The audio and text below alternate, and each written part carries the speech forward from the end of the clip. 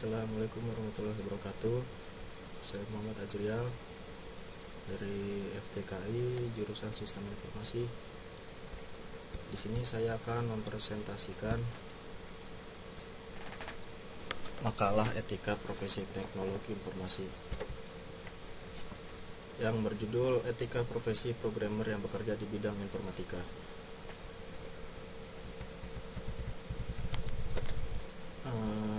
Yang pertama adalah kata pengantar.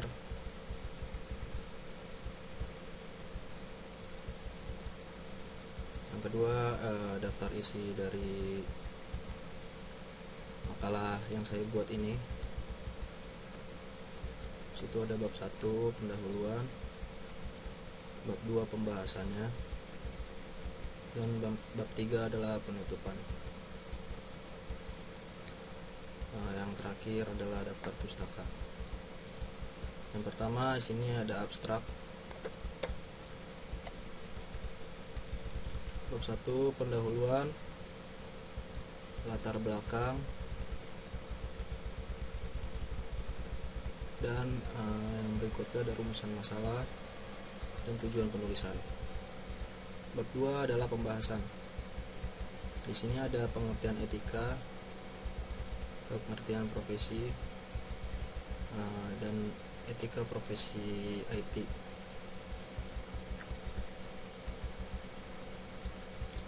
Yang berikutnya ada implementasi etika profesi IT. Lalu ada contoh dan studi kasus.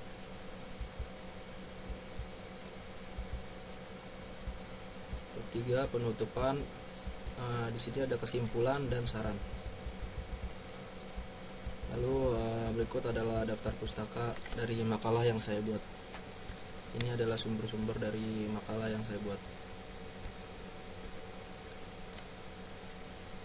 Langsung kita ke file PPT-nya.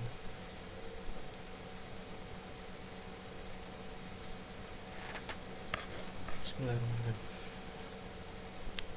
Etika profesi programmer yang bekerja di bidang informatika. Muhammad Azrial Yusuf Abdillah. NIM saya 17312706518. Saya dari FTKI. Yang pertama, apa itu etika profesi? Etika profesi adalah suatu sikap etis yang dimiliki seorang sebagai bagian internal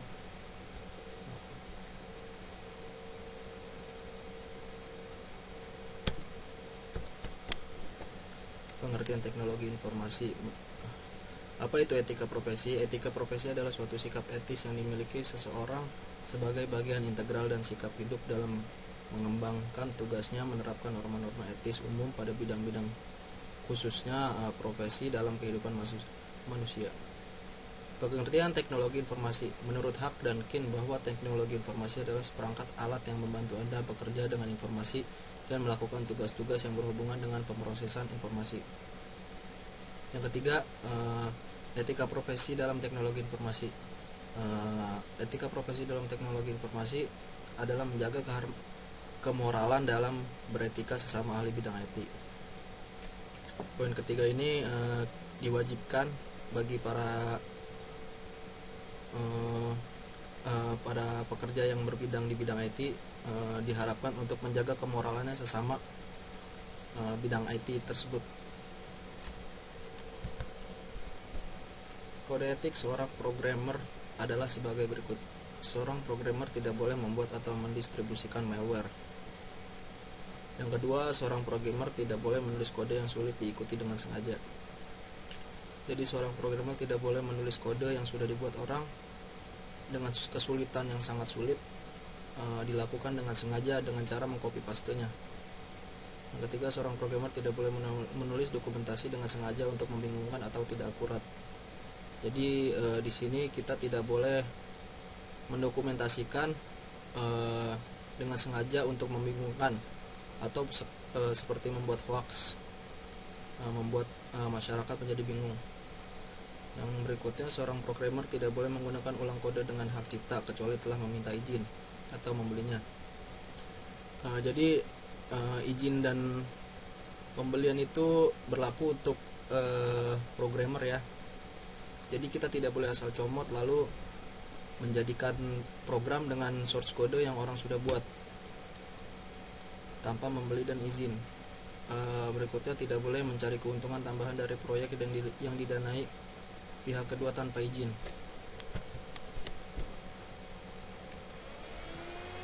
Contoh dan studi kasus. Faktor penyebab pelanggaran kode etik profesi IT. Yang pertama, tidak berjalannya kontrol dan pengawasan diri masyarakat. Yang kedua, organisasi profesi tidak dilengkapi dengan sarana dan mekanisme bagi masyarakat untuk menyampaikan keluhannya. Yang ketiga, rendahnya pengetahuan masyarakat mengenai substansi kode etik profesi karena buruknya pelayanan sosialisasi dari pihak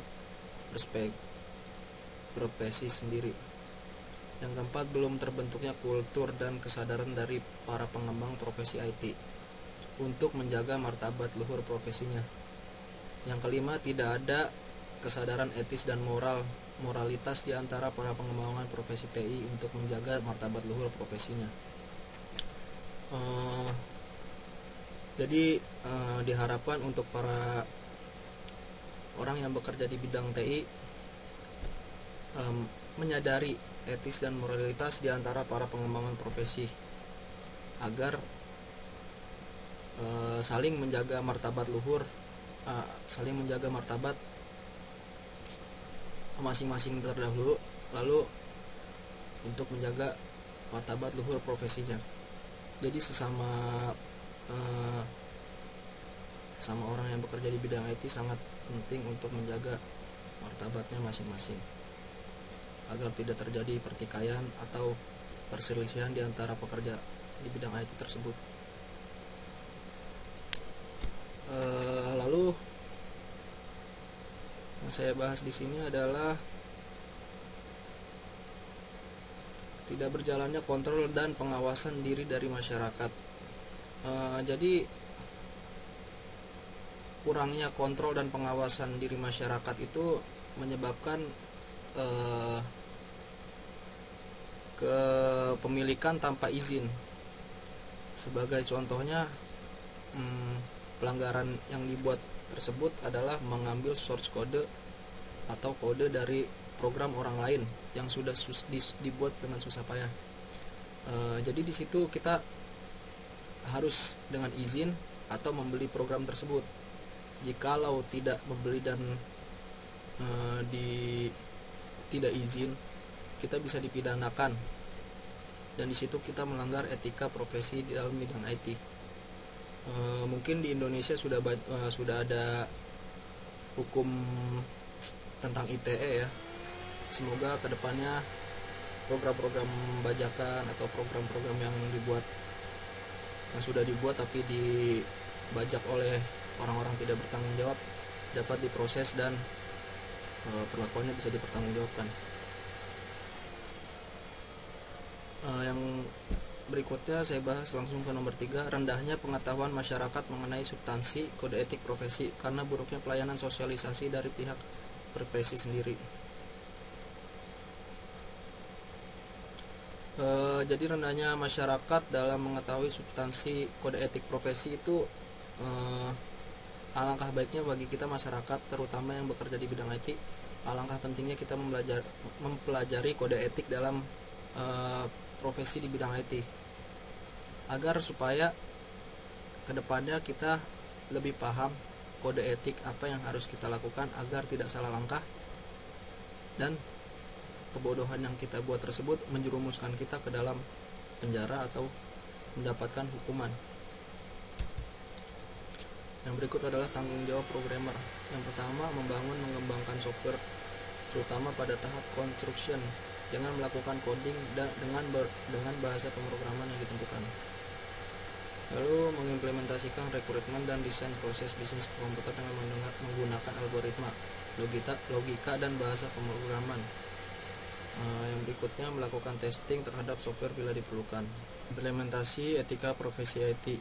Perkembangan teknologi berbanding lurus dengan meningkatnya mutu hidup seseorang yang membuat banyak orang ingin bekerja dalam dunia teknologi. Meskipun begitu, tidak semua mahasiswa yang masuk di jurusan IT dapat menguasai seluruh kompetensi yang ada di dalam kurikulum IT, karena ruang lingkupnya yang sangat besar. Pada dasarnya, lulusan jurusan IT diharapkan tidak hanya menguasai kemampuan akademis dalam bidang IT, namun juga diharapkan dapat mengimplementasikan dan menerapkan nilai-nilai moral atau yang biasa disebut dengan etika profesi pada dunia bekerja, sehingga kita dapat bekerja secara profesional. Peluang kerja dan gaji yang tinggi juga menjadi faktor penyebabnya banyaknya orang ingin bekerja dalam dunia IT. Kita berusaha dan bekerja keras untuk bisa mendapatkan pekerjaan tersebut. Dalam melaksanakan pekerjaannya, pekerja IT harus memperhatikan beberapa aspek selain kemampuan, diantaranya yaitu berkomunikasi, berpenampilan bersikap rapi, komunikasi dan baik, dan bahasa tubuh yang ramah dan sopan. Bahkan harus berpenampilan rapi dan sopan di hadapan klien agar klien merasa nyaman. Kesimpulannya adalah etika profesi adalah sikap hidup berupa keadilan untuk memberikan pelayanan profesional terhadap masyarakat dengan penuh ketertiban dan keahlian sebagai pelayanan dalam rangka melaksanakan tugas berupa kewajiban terhadap masyarakat. Saran dari tulisan di atas, maka disimpulkan bahwa etika profesi setiap individu harus menerapkan kode etik yang sudah ditetapkan oleh pasal-pasal yang berlaku. Etika sangat diperlukan di zaman internet ini.